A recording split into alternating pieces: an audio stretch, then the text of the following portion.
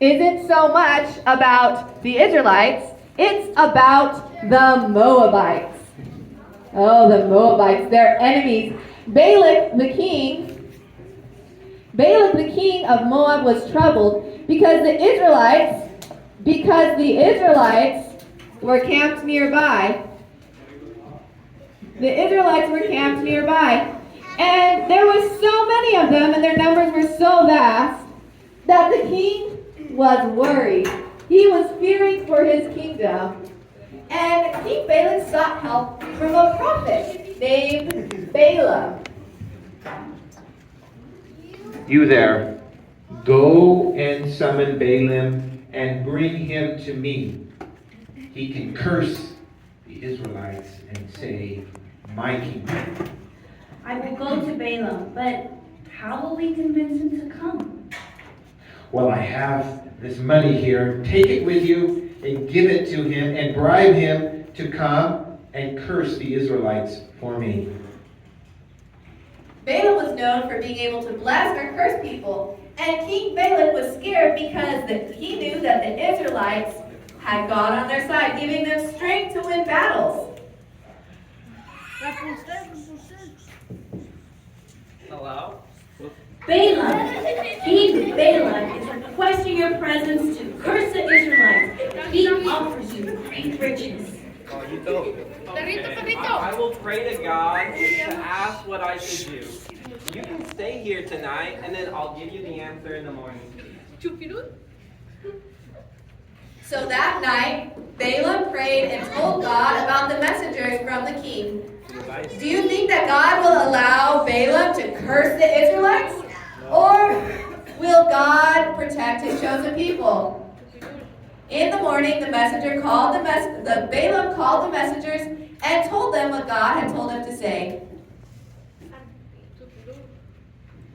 God has spoken to me. I cannot curse the Israelites because God has blessed them. So the messengers went back to King Balak to tell them that they had been unsuccessful in bringing Balaam.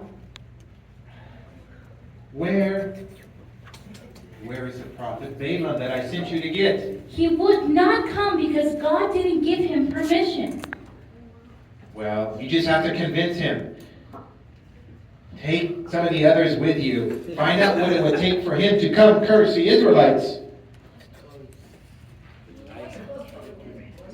So the messengers went back to Balaam's house. They had a grand speech about all of the wealth and honor that King Balak would give to Balaam. Okay, my boy.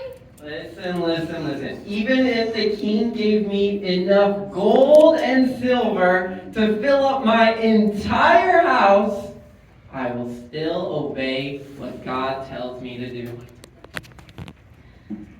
At least think about it.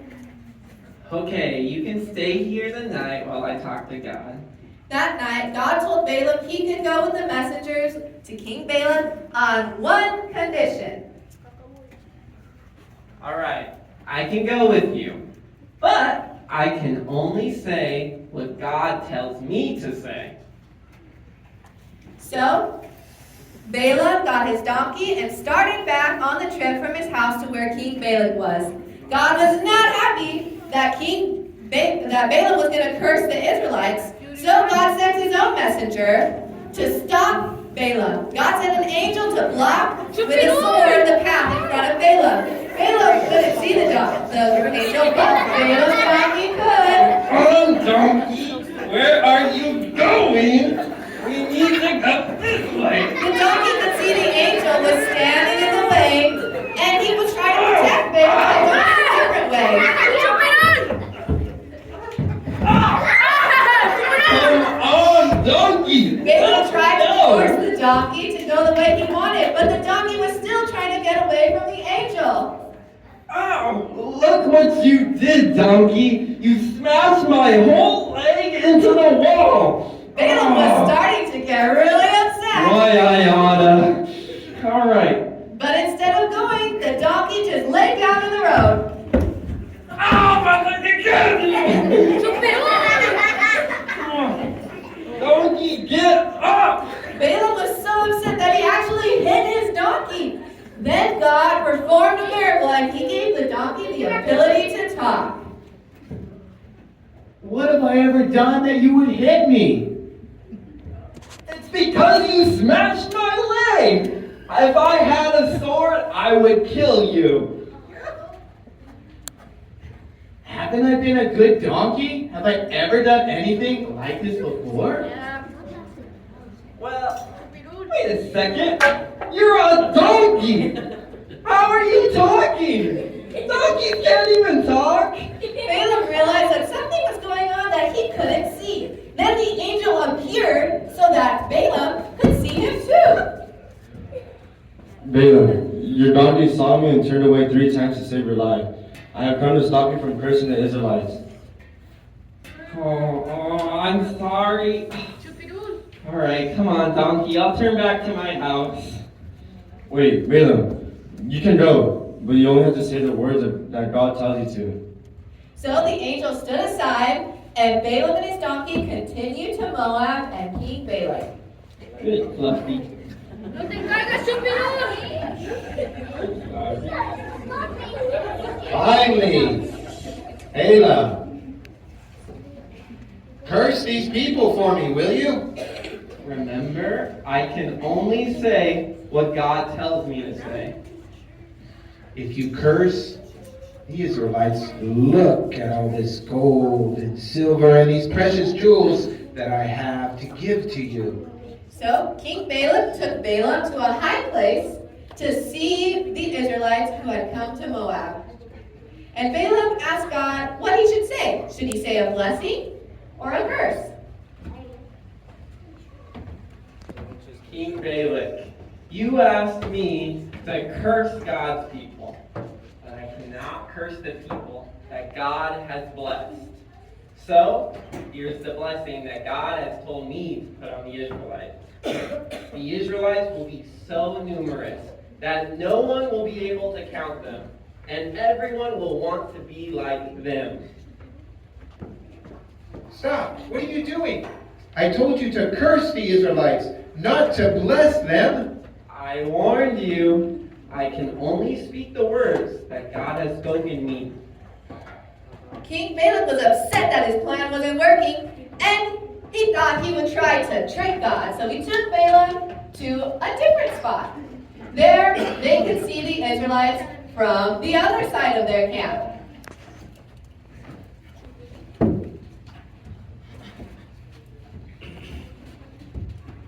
Look, it's the same people, just a different view. Can you not curse them? What can you say about these people?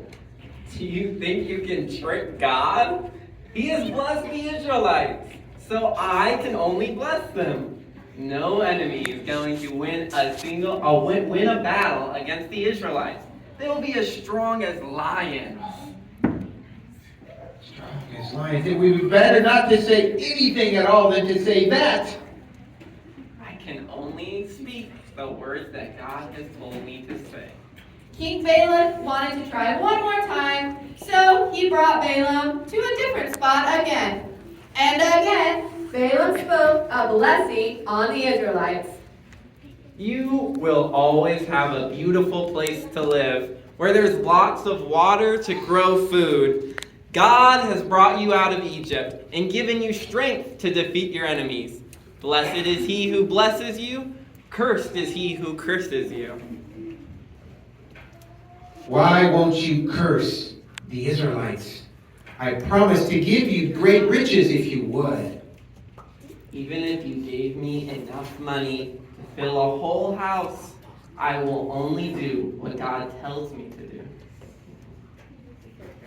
King Balak had tried very, very hard to get Balaam to curse the Israelites. But at first, Balaam was going to do it.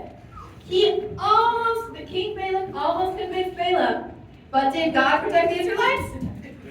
Yes, he did. God sent an unexpected messenger, the donkey, to remind Balaam to always obey God. Even when it seems like there might be good rewards to do something wrong, we need to always obey God. We should always remember that God is the one that we need to listen to. Are you guys going to remember that? Yes. The story really reminds us that no matter what our plans are, God's purpose will always stand. Despite King Balaam's anger and Balaam's initial intentions, God's will prevailed. The Israelites were God's chosen people, were blessed. All right. Now I want you guys to sing a song with me that reminds us to listen to God. I know my God is real. Can you guys come up and help me?